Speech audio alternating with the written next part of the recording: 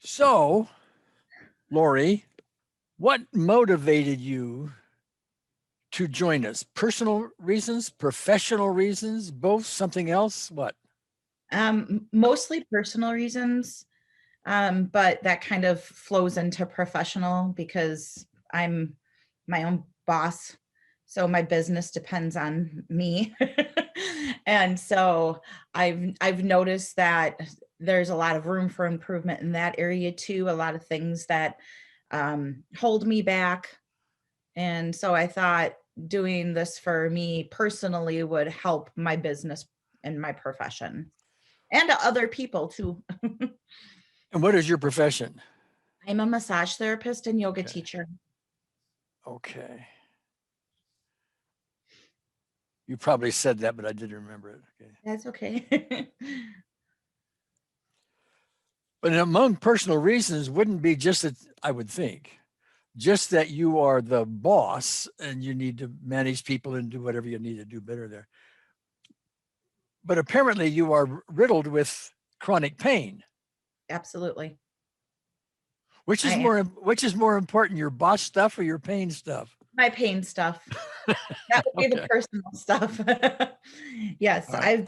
I can't remember a time when I didn't have pain. It's been since I was a young teenager, probably early middle school years, Okay. probably maybe 13 years old, 12, 13 years old, as far back as I can remember. That's when I started seeing a chiropractor anyways, I believe. Okay. I'm remembering. First of all, the only thing I know about you, Lori, is what I've read so far in whatever we're going to pick up here in a conversation. So it's not like I know your whole life and all that Sure. stuff. So some of the stuff I say is going to be guesswork, let's say, Mhm. um, informed guesswork, but guesswork nonetheless. Okay. Sure. One thing I picked up, and I don't know if I'm accurate or not. You tell me. But when I was reading everything, and you were telling me about the tractor incident in Ben and the ribs and other stuff, and later on stuff about empath and things like that.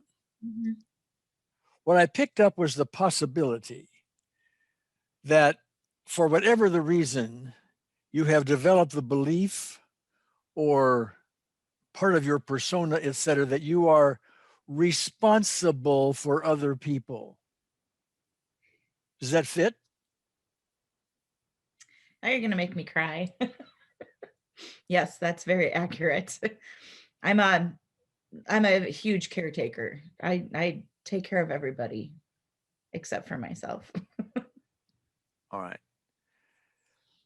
So I'm wondering, again, it's guesswork on my part, Lori, just taking the Ben incident and the ribs, et cetera, for the moment, and isolating just that. I am guessing that somewhere in that tractor incident, you felt responsible for the accident itself in some fashion. Maybe you encouraged everybody to get on the tractor. Maybe you asked for something. Maybe you thought something, maybe whatever. As a result, Ben had a problem with his ribs. Okay. You pick it up as a sort of, I didn't do my job right. It's a punishment. I've got to carry on Ben's pain. That's a real guess. Am I on target anywhere? I'm I'm not sure if I ever felt responsible for it, but I do feel like I left my little brother behind because I did. Like I feel like I didn't protect him. He wasn't hurt, but he witnessed a lot more than I witnessed because I ran and he was like left there. Even though I now know that he was taken care of by my dad and my older brother, I left him there. Um, that's All right. something that When you say I left him there, do you get an emotional spike? yeah, All right. yeah. Can you estimate a 0 to 10 number for me for the spike? Well, let's see. Um, I'm gonna say probably about an 8 Or a 10? or a 10, yeah. All right. Now that happened decades ago. Yes. 40 years ago, actually. Yeah. 41. All right. All right. 4 decades ago, you're still carrying it around. I feel that, yes. Okay. All right. To me, that and things like that are likely contributors to the pain you're carrying around now. Absolutely. Okay. Absolutely. And the good news is with our process, learning it well, you'll be able to go back,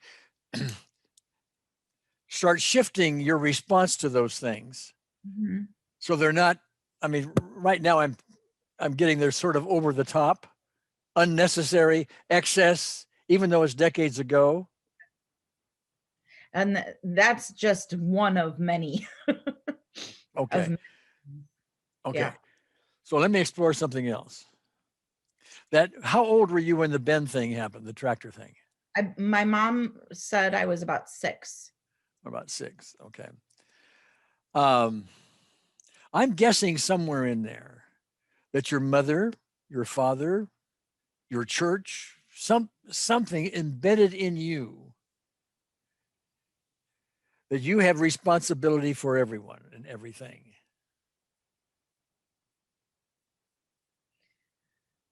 Maybe not with this particular incident, but I can maybe point out another incident that happened that would make sense with. Okay. Absolutely. And I know exactly what it is. All right. All right. Well, the overall thing here Mhm.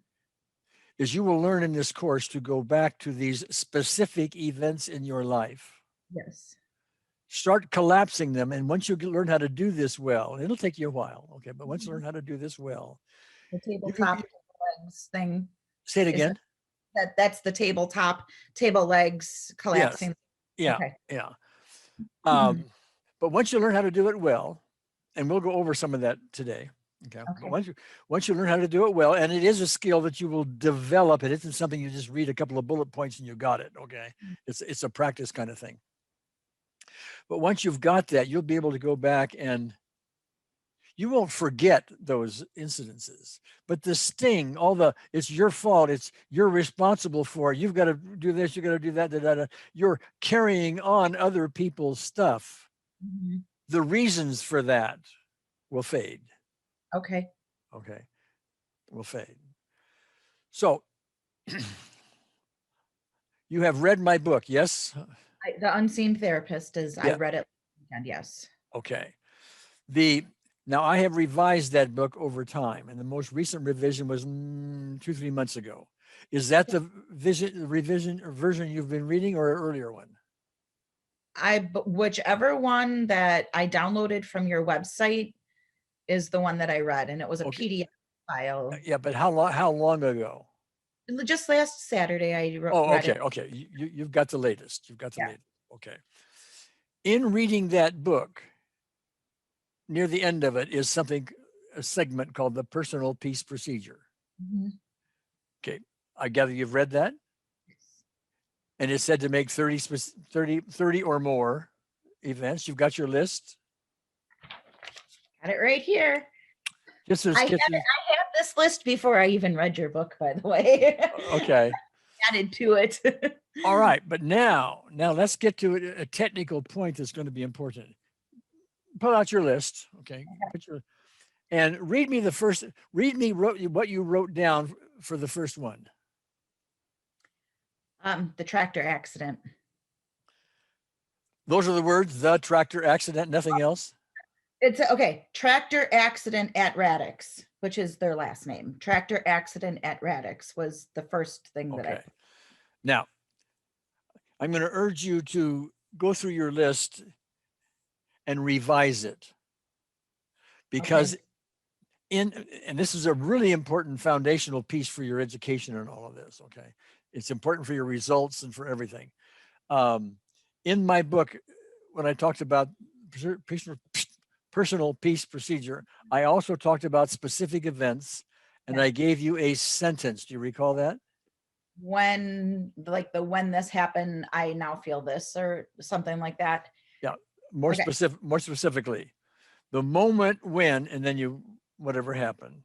And Okay. I currently feel Okay. whatever the emotion is about it. Okay. Okay. We're not interested in what you felt 40 years ago. We're Mhm. interested because we can't change that either. We can't change what happened, and we Sure. can't change what you felt about it then. What we can do, and efficiently, is change what you feel about it now. Okay. Okay. And that's what's important. That's what's important. Because that's the kind of thing that is starting to manifest itself in the way of pains and limits and all this other stuff in your life. All right. Okay. Now, let's take the tractor accident. And you gave me some specifics in it when you wrote it to me, but I want to take that tractor accident, use it as an example of how to make your list. Okay. Okay. It wouldn't just be the tractor accident because that's not specific enough. Remember, we want to reduce it down to specific events. And in that specific event, we really want to find the emotional crescendo in it. Mhm. Okay.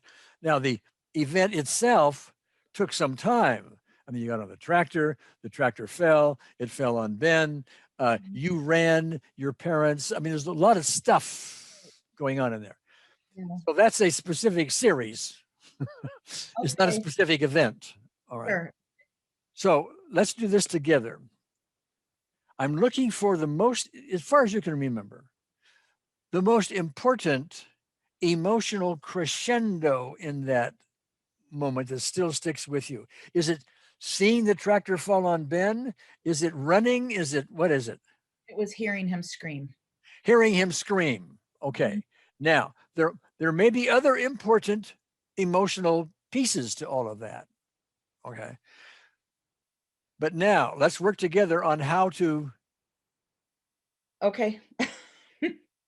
what is that? I just something else just popped into my head. I'm sorry, I didn't mean to interrupt you, but it was one of those light bulb things. I have to write this down.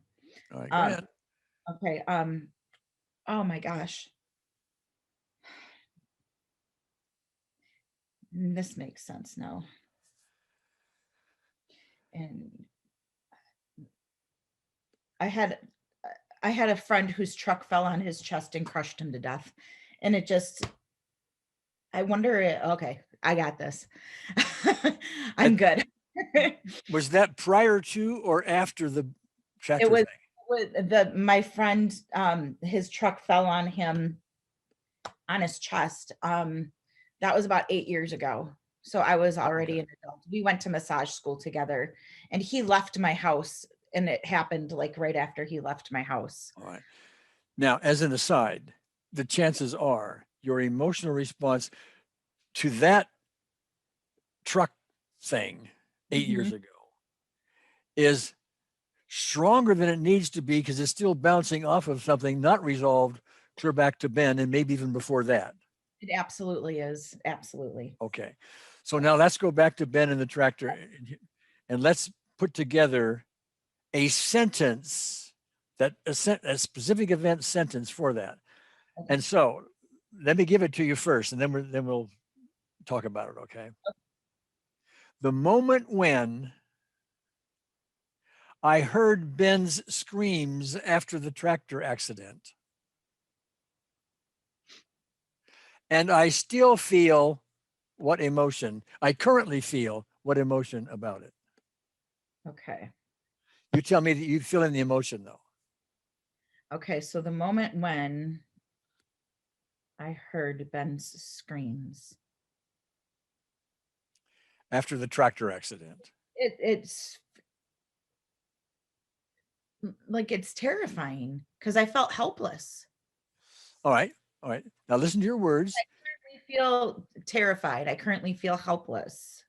All right. Now you just named two emotions, and Yeah. that's okay. Typically, we're more efficient if we do one, but that's all right. That's all right. I tried to go see which one. Terrified and helpless in this case are somewhat connected anyway. Mhm. Okay. All right. And I'm going to presume without putting you through it, that the 0 to 10 number on that, as you remember it now, would be a 10. It was last weekend, but now it's simmered down. Because you've worked on it some? I worked on it last All right. Saturday, and it was Well, really bad last Saturday night. if you're okay with it, I don't want to put you through unnecessary stuff. If you're okay, Lori, go ahead, close the eyes, run the movie, and tell me what number you actually get to now.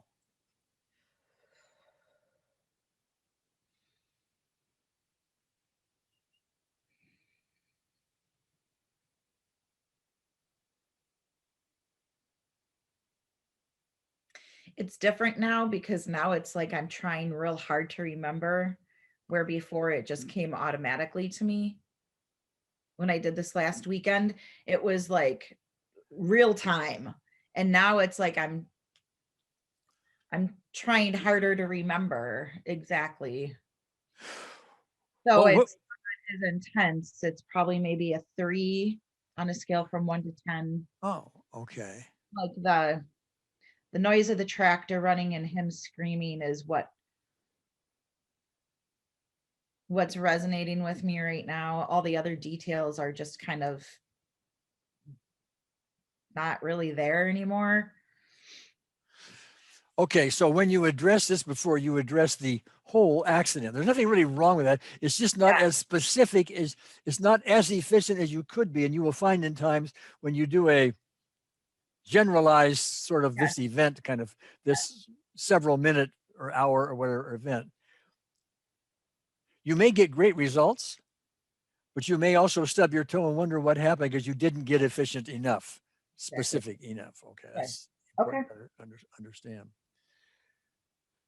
But I'm wondering about this 3 because if I recall it right, earlier you were talking about it, and I could see you react just with the mere recollection of it before I had you even go in and look at it. You seem to be higher than a 3.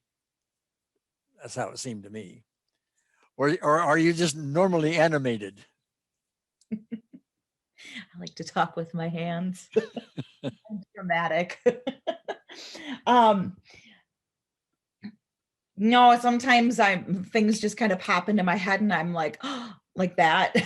So, I mean, I don't know, it might be a little bit higher, but I do know that a lot of the details, like of me running and of that kind of stuff, is not as powerful of an emotional thing as it was last weekend when I did this. Okay.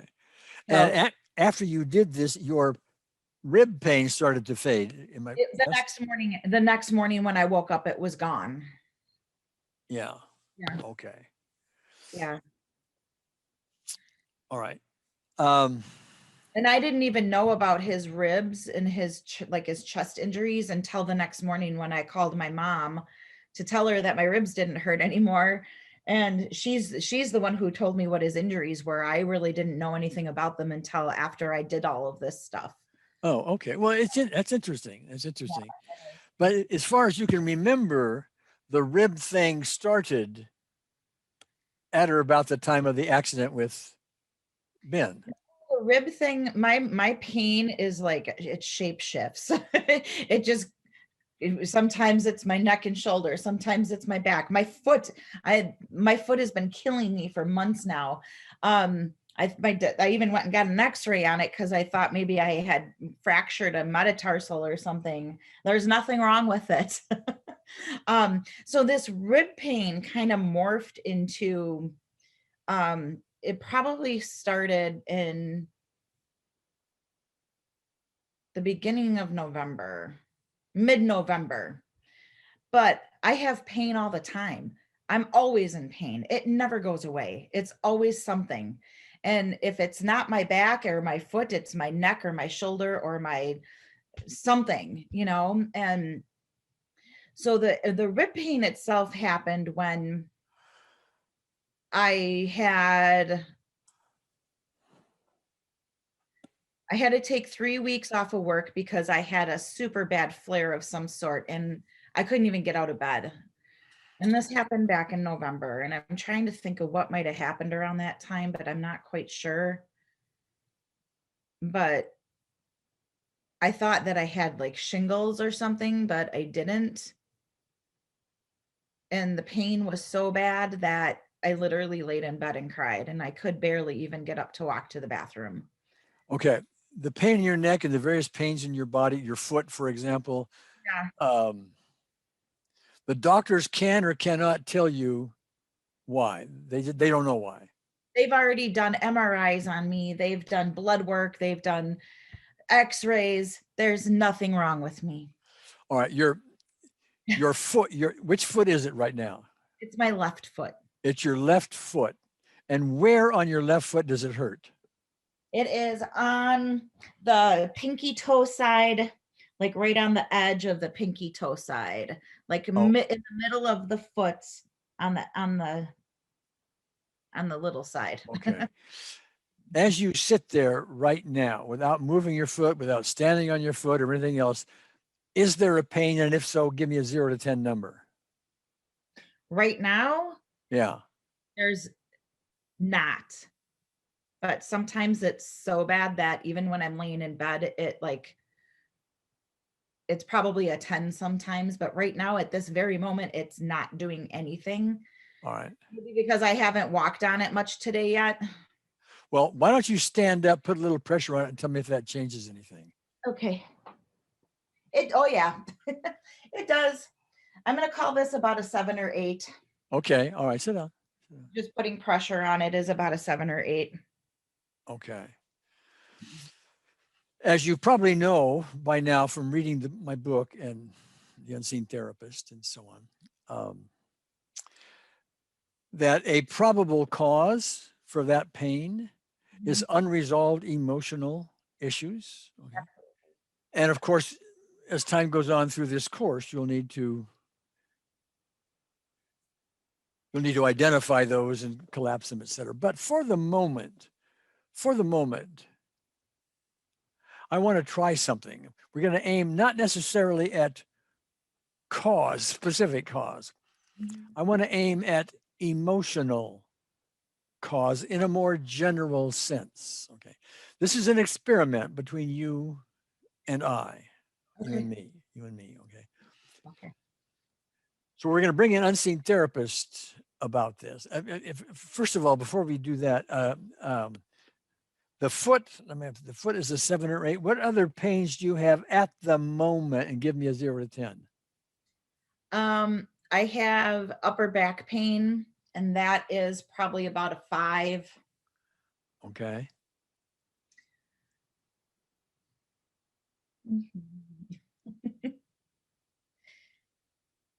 And my low back is always sore.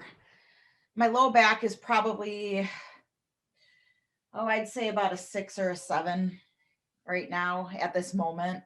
Okay. What else? And I've been having a kink in my neck. That's not as bad today.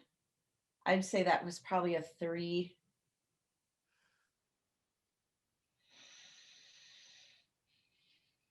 And I've been getting headaches lately, which I don't usually get headaches ever. I don't have one currently, but yesterday I had one that was probably about a 5 or a 6.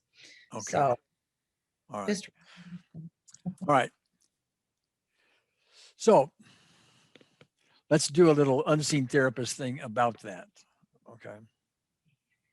And just so you know, what I'm going to do here is it's a little bit advanced over the beginning part of our course. Okay. It's a little bit advanced over and above the book, although reading the book would certainly put you in this direction. Okay.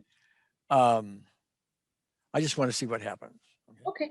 So if you would close your eyes, take a nice, deep, relaxing breath.